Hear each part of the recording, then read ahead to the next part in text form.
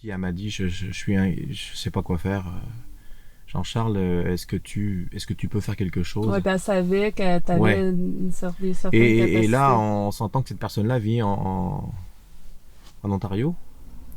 Donc c'est quand même assez loin. On est au téléphone, il est tard, il doit être 10h30, quelque chose comme ça. Je pense que c'était quelque chose. Et là, là je me concentre simplement sur son fils et puis juste sur ce qui se passe. Mhm. Et ça m'a tellement surpris que je m'y attendais pas, donc j'ai pas eu le temps vraiment de me concentrer. J'ai C'est ça. simplement pensé à aider ce garçon. Mhm. Et là, j'ai senti quelque chose qui est rentré au niveau de mon chakra coronal, comme une énergie, quelque Mhm. chose qui m'a transpercé. Mhm. Et j'ai senti des picotements dans ma colonne vertébrale. Et puis, j'ai comme vu, j'ai eu la vision de ce jeune dans le lit. Et puis, je lui disais, ça va aller, ça va aller, ça va aller. Et pendant que j'avais au téléphone, elle me disait, mon Dieu, qu'est-ce qui se passe, etc. L'hémorragie s'est arrêtée. Mhm.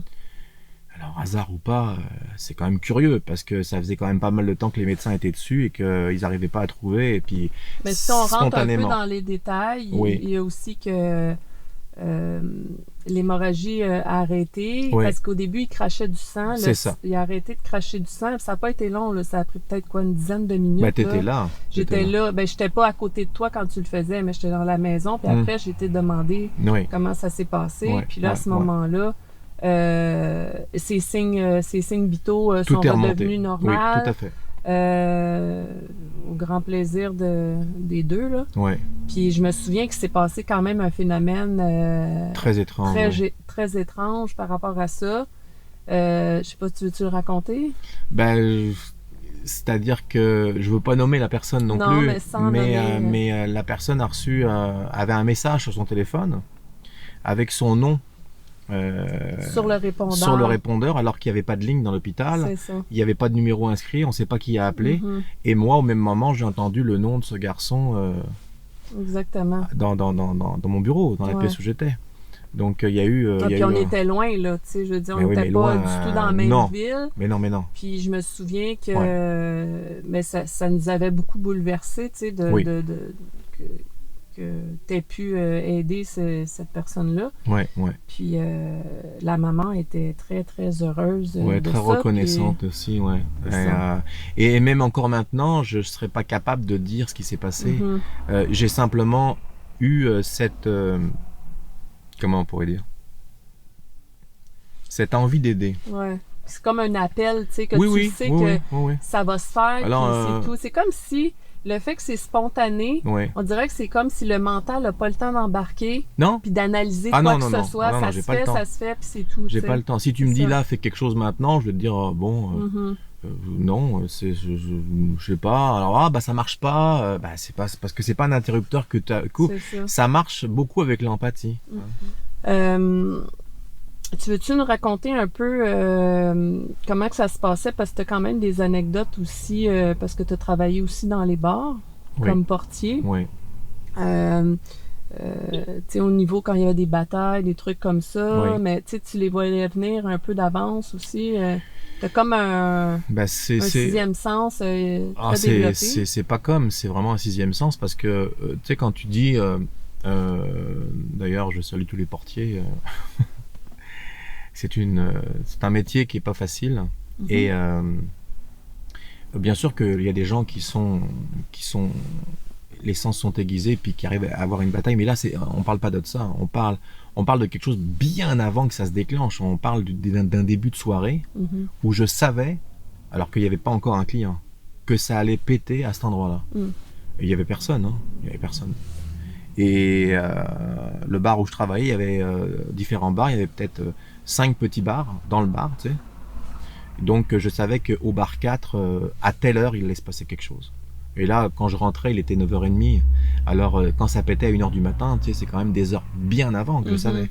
Donc je savais qu'à telle heure, il allait se passer de quoi. Et les gars qui travaillaient avec moi savaient que je sentais le danger. Donc on avait une bonne équipe. Puis j'étais un petit peu le baromètre souvent de ce qui se passait. Tu sais, je parle pas des fois où il y avait la pleine lune parce que ça c'est vraiment hors du commun parce Mhm. qu'on savait très bien qu'à chaque fois il se passait de quoi. Mais je te parle quand il y a aucun élément déclencheur où je savais avant, je sentais. Et même quand les clients arrivaient, des fois, ce qui se passait, c'est que je sentais l'énergie des gens.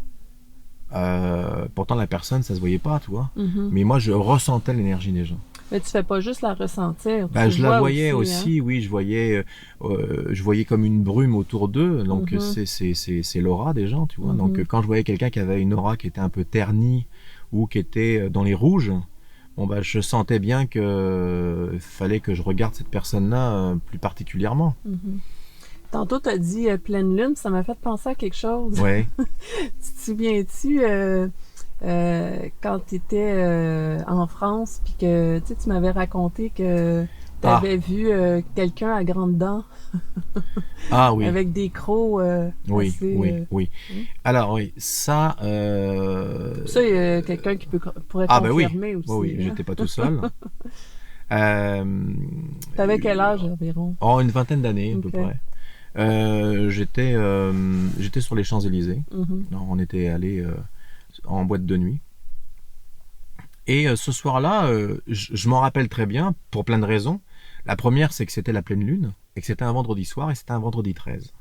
Alors là, Quoi de mieux? tous, tous, tous Tous les, les paramètres sont là. Hein? tous les paramètres sont là. Pleine lune, vendredi 13, on va dans une boîte de nuit. J'ai pas mon véhicule. Là, on vient nous porter, puis on vient nous rechercher plus tard. En tout cas, on rentre dans la boîte de nuit. Il y a du monde. Mhm. Et mon regard est porté sur une personne en particulier, une femme, qui ressemble étrangement à Morticia Adams, tu sais, dans la famille Adams. Et elle est habillée tout en noir, très gothique, rouge à lèvres foncé, le teint très blanc, Parle. très pâle, Mhm. une robe noire en dentelle, on dirait qu'elle sort d'un film, tu sais, c'est Mm. assez flippant. Et elle a les yeux très très très très bleus, tu sais. Donc forcément, c'est sûr que, Pâle, les yeux oh ouais, pâles. à Mhm. des notes du reste, fait que tu fais comme, oh, c'est quoi ça, tu sais. Mhm.